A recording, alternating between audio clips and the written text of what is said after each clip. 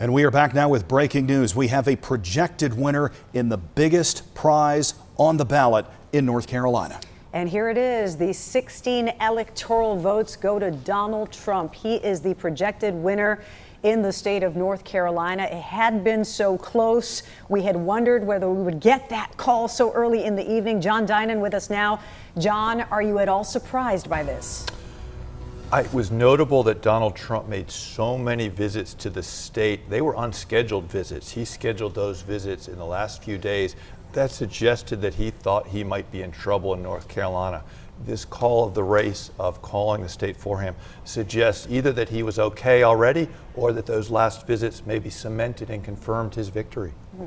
And John, also worth noting here as we look at the numbers, 88% reporting, the former president 2.57 million votes, the current vice president 2.43 million votes. Not only is this the biggest race in our state, but this is the first of the 7 key swing states to have a projected winner. Yeah, let's draw out a little bit. We've been focused on North Carolina, of course, but the country is focused on how does this fit together. This is an additional piece to Donald Trump's possible path to victory in the presidential election.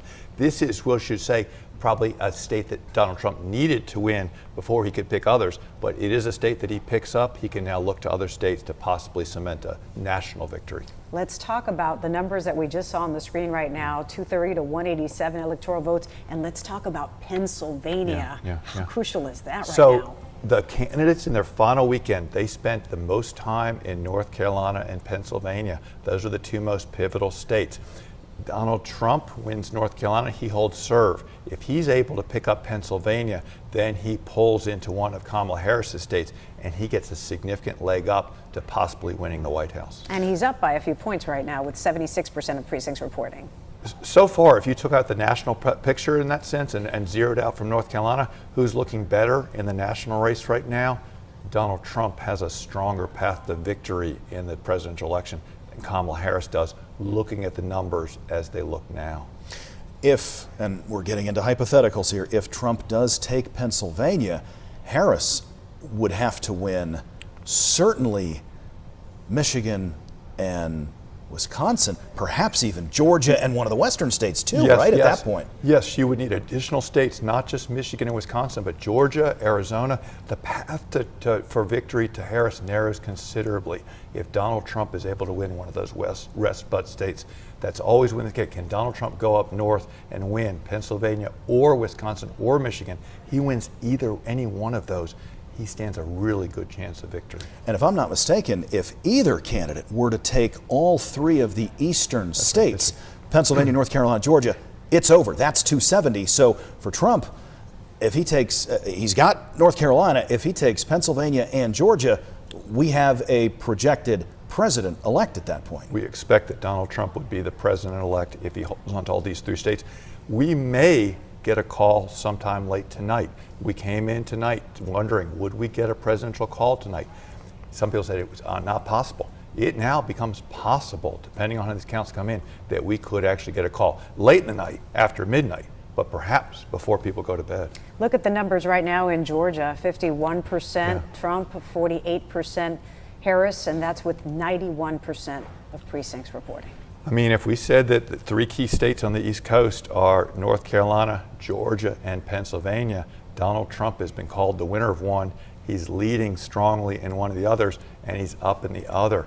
If you're looking at Trump or Harris and who you would rather be in this race right now, Donald Trump is in a much stronger position than Harris.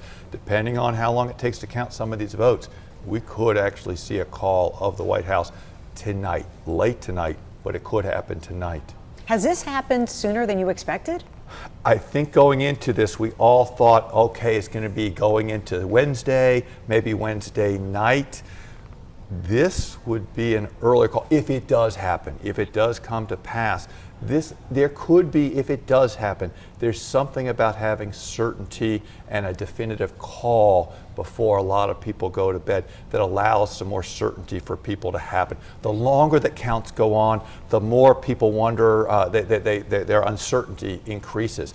There's going to be people happy or unhappy either way with the outcome, but there's something to be said, whatever the outcome is, if we can get certainty on that sooner rather than later, that's a bit of a help to a process of a country that's half of the country is going to be very happy at the end of this process, half of them very unhappy. It probably makes it a little easier if we get some certainty earlier rather than later. And John, that's more of a mental aspect, right? Where people start to doubt the longer it takes, that anxiety. It is. It's just the idea that when people say, "Oh, what happened to the count overnight?" in that sense, well, you have to stop counting. People can't stay up all night.